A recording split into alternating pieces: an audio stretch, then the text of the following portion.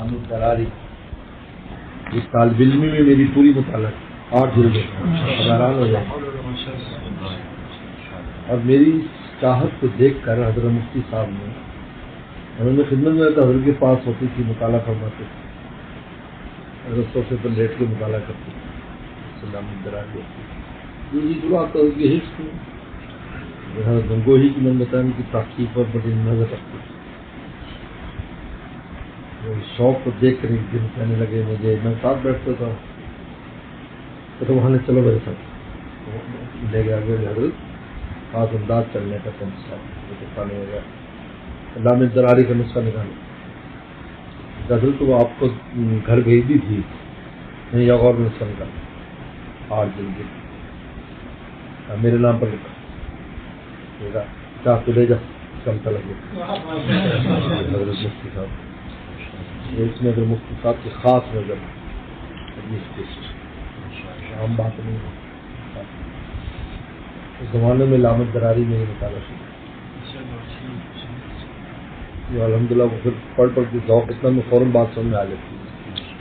حضرت کی وہ جو تقریر ہے وہ آسان نہیں ہے, پڑھو گے تو پتہ چلے اس میں سے بات نکال رہے. ہمارے اکابر کی بات جو ہے وہ تو عقلیات اور منطق فلسفے میں گندی ہوئی ہے. حضرت وہ چونکہ اس وقت سے ذوق ہے تو حامد دراری. پھر اب اس پر جو بڑی کتاب آئی الکنز المتواری ہے 25 دن پر لکھی الکنز المتواری. الکنز المتواری جو ہے یہ حامد دراری کا سمجھو بہت اضافہ شدہ ایڈیشن.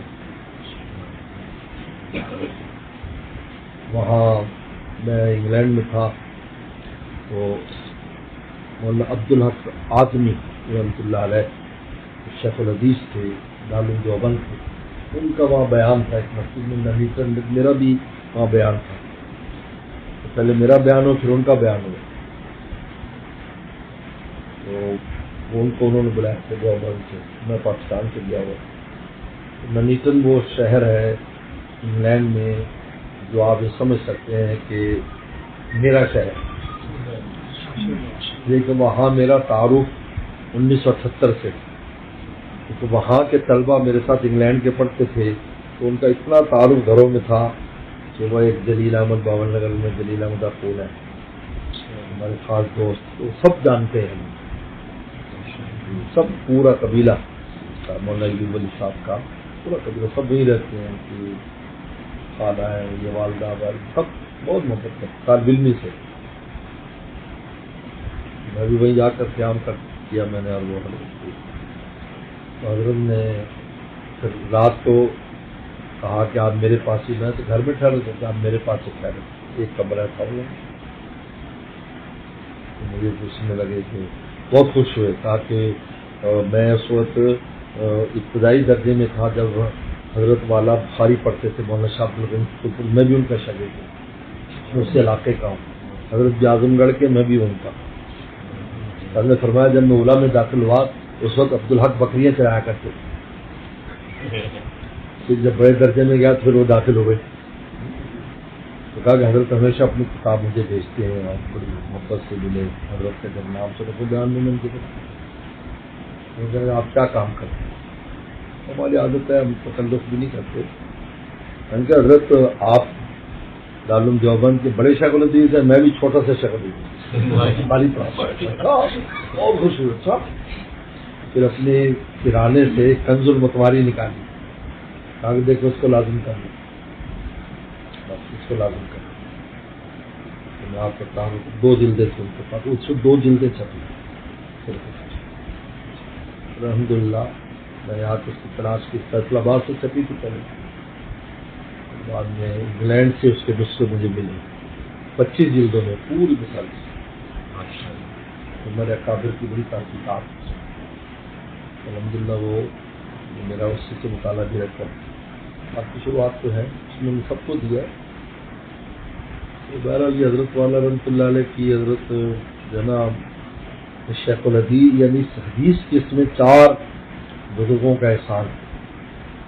سب سے پہلے جب میں 4 سال کا تھا تو حضرت والا رحمۃ اللہ علیہ کی ملاقات کے لیے مولانا عبداللہ درخواستی صاحب رحمۃ اللہ تشریف لائے. وہ حافظ الحدیث تھے. ان کو 50,000 حدیث سند کے ساتھ یاد تھی. اس میں 4 سال کا تھا. یعنی جو بارے بھاگنے والے بچوں میں سب سے چھوٹا میں ہی تھا. باقی میرے بعد جو تھا وہ گود میں تھا.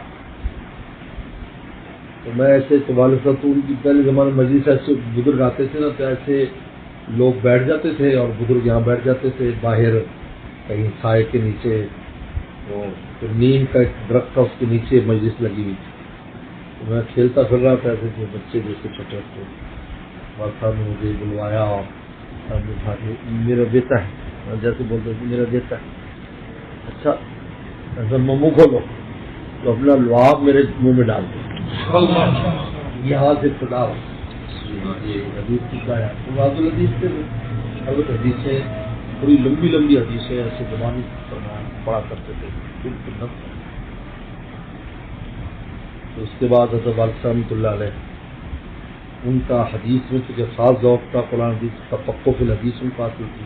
اس کے لیے دور دراز سے لوگ پڑھنے آتے تھے. اور ہمیں بھی کبھی کی حدیث پر کچھ فرماتے ڈالیں گے. اسکول پڑھتے تھے ہم تو میں لے لیتے ایسی باتیں فرماتا ہوں حافظے میں ہیں اور وہ عجیب ایسی توجیہات ہے کہ حیران ہوتے ہیں آدمی. تو اس بعد مفتی ولی صاحب ٹونکی رحمۃ اللہ علیہ انہوں نے بڑی خاص تربیت کی. بڑی خاص تربیت بتایا نا کون اس طرح کرتا ہے، بڑی خاص تربیت. اور اس کے بعد جو ہمارے شیخ باتیں تھے یہ شیخ الحدیث ہے. میں نے کہا آپ کے کہنے کی وجہ سے ہو گیا حضرت، ورنہ ہم نے آپ نے کہہ دیا ہو گیا تو یہ بھی دعا ہے. الحمد للہ حدیث کے 4 بڑے محسن ہیں. باقی اساتذہ بھی ہیں لیکن یہ خصوصی تربیت. حضرت نے چونکہ ترمذی بھی پڑھائی اور ہم نے بخاری پڑھائی. بخاری میں لام تراری کا مطالعہ کروایا 8 جلدوں میں، اور ترمذی میں معارف السنن جو 6 جلدوں میں، یہ پوری کی پوری طالب علمی میں میری مطالعہ شدہ ہے. ایک ایک سطر مطالعہ ہے. اور جو سمجھ میں نہیں تو وہ صاحب حضرت یہ سمجھ میں نہیں ہے میری پوری معارف السنن کی 6 جلدوں میں ہر اس کے اوپر نشان ہے طالب علم سے. یہ طالب علم کی میری مطالعہ شدہ کتاب میں بہت. جب میں وہاں گیا تو والد صاحب نے پہلے سال تحابی دے دی.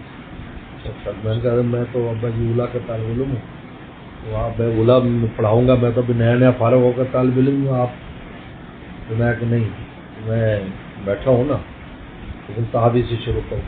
تفقہ فی الحدیث پیدا ہو گئی. امام تحابی عقلی مباحث بحثیں بھی کرتے ہیں.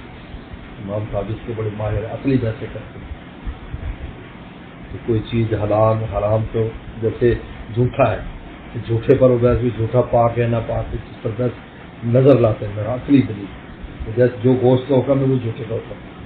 اگر جو گوشت حرام تو جھوٹا حرام، گوشت پاک تو جھوٹا پاک، اس پر بحث لاتے. تو بہرحال وہ عقلی دلائل تھی تو وہ تحاوی دے دی. پھر یہ ہوا کہ اگلے سال ہی وہ ترمذی کے استاد چلے گئے اچانک. اب ترمذی چونکہ ایک بڑی والد صاحب نے کہا کہ بھائی وہ استاد چلے گئے تو اب تم پڑھا لو گے، تم کر پڑھا لو. کہ معروف سنوں میں نے مطالعہ کیوں یہ پہلے سے بس. وہ پھر میں 23 سال میں نے پھر بخاری سے والد صاحب پڑھاتے تھے، لیکن ان کا جو وفاق کی تیاری ہے وہ میں کراتا تھا سب کو طالب علم. یہ پوری بخاری اول دوم پورا اس میں گھومتے رہتے تھے. رات کو 1 بجے تک لے کے بیٹھا رہتا، وہ تکرار کراتا. وہ امتحان دیتے والد صاحب کو بخاری دونوں جلدیں پڑھاتے تھے. پھر 92 میں حضرت والد صاحب اللہ علیہ نے 1992 میں مرض الوفات میں وصیت فرمائی کہ کیونکہ بتا رہے تھے کہ بس میرے جانے کا وقت ہے. تو میں نے کہا کہ آپ اور اہتمام کا پہلے فیصلہ تو پہلے ہی کر چکے تھے، شورا نے کر دیا تھا کہ آپ کے بعد بیٹا آپ کا بتا. میں نے کہا ابا جی بخاری شریف آپ جو نا وہ بتا دیں کس کو دینی ہے. اور میرے حاشیہ خیال میں بھی نہیں تھا کہ میں بخاری پڑھاؤں گا یار. الحمدللہ حاشیہ خیال میں بھی نہیں، کیونکہ میں پہلے ترمذی پڑھا رہا تھا اور تابی پڑھا رہا تھا. اور فرمایا کہ جلد اول تم نے پڑھانا ہے، جلد دوم مولانا عبداللہ نے پڑھانا ہے. ہمارے صاحب شاگرد تھے اور بہت معمر استاد تھے. ان کی عمر ہمارے شیخ کی عمر برابر تھی. 1925 میں پیدا ہوتے ہوئی لیکن نے بڑی عمر میں شروع کیا تھا پڑھنا. یہ 50 سال کی عمر میں پڑھنا شروع کیا تھا. تو والد صاحب بات سنبھال سمجھے میں پکڑ لیا کہ ادھر ہی رہ گیا. بہت بڑے اونچے بچے تھے. وہ انہوں نے میں نے کہا ابا جی فلاں فلاں استادوں کا میں نام نہیں نہیں میں نے کہا نا تم نے پڑھا. میں کہا ٹھیک ہے. مولانا عبداللہ صاحب سے کہا تو وہ ابو سے پڑھتے ان کو نہیں میں نہیں پڑھا نہیں میں بخاری نہیں پڑھا سکتا. لیکن بڑے آدمی تھے بہت استعداد والے. میں نے کہا جی آپ پڑھائے نہ پڑھائے بخاری جلد ثانی کوئی نہیں پڑھائے گا. بس آپ پڑھاؤ گے وصیت ابا جی, نہیں پڑھاؤ گے تو خالی رہے. تو ایک ہفتہ سبق نہیں پڑھایا. پھر دیکھا کہ بھائی پھر شروع کیا. اور میرے ساتھ یہ ہوا کہ جب میں بخاری کی پہلے سو میں آیا تو مجھے بخار ہو گیا بیٹھتے اس پر بالکل بخار 102 103 پر چلا گیا. تھوڑا سا سوئن باہر نکلا بخار اتر گیا. پھر دوسرے دن آیا بخار. 3 دن مجھے بخار کرتا رہا. وہ کیا تھی کہ بخاری کی روح کھل رہی تھی. روح اور ہے بخاری کا جسم اور یہ اس کا وزن تھا. 3 دن مجھے ایسے کپ کپا نہیں. اور جو ہی وہ دار حدیث سے بیٹھ گئے تو ٹھیک ہے میں سمجھ گیا. شاہ فضل الرحمان گنج مراد آبادی رحمۃ اللہ علیہ بخاری شریف پڑھاتے تھے ایسے حدثنا کے ساتھ. ایسے لوگ بیٹھے ہوتے. تو ایک بڑے شیخ الحدیث ہے رامپور سے کی زیارت کے لیے. تو انہوں نے کہا یار یہ صوفی صاحب کا کیا کام بخاری پڑھائیں, یہ تو ہم شیخ الحدیث کا کام ہے. یہ تو حضرت کو کشف ہو گئی. حضرت فرمایا مولانا آج کو آپ بخاری پڑھائیں آ جاؤ. تو بیٹھ کے اس کو وہ بھی چھلانگ مار کے بیٹھ گئے. انہوں نے کہا جب بیٹھے تو حدثنا منہ پر نہ آئے ان کو. مشکل زبان حدثنا کا لفظ اٹھا ہی نہیں رہے. کافی دیر بیٹھے رہے. آخر نیچے اتر گئے. تو حضرت دوبارہ آ کر ہمیں فرمایا بھائی مولانا آج تک بخاری کا جسم دیکھا ہے, آج میں نے اللہ نے ان پر روح بھی کھول دے, وزن نہیں اٹھا. واقعی بخاری کے جسم ہوتا ہے اس کی روح بھی ہوتی.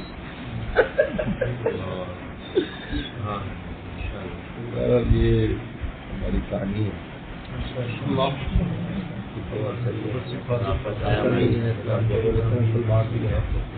ان کتابوں میں جو اللہ کی روحانیات اور روحانیت ہے وہ اصل ہے. جس سے علمی تحقیقات تو ہے اس کے اندر جو چیز رکھتی ہے. انہیں مولانا یحییٰ مدنی صاحب رحمۃ اللہ علیہ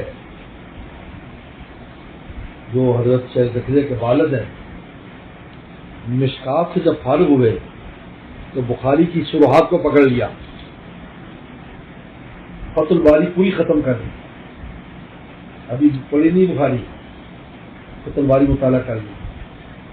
بدر الدین عینی کی عمدۃ القاری مطالعہ کر دی. ارشاد الساری قسطلانی 4-5 جلدیں مطالعہ کر دی.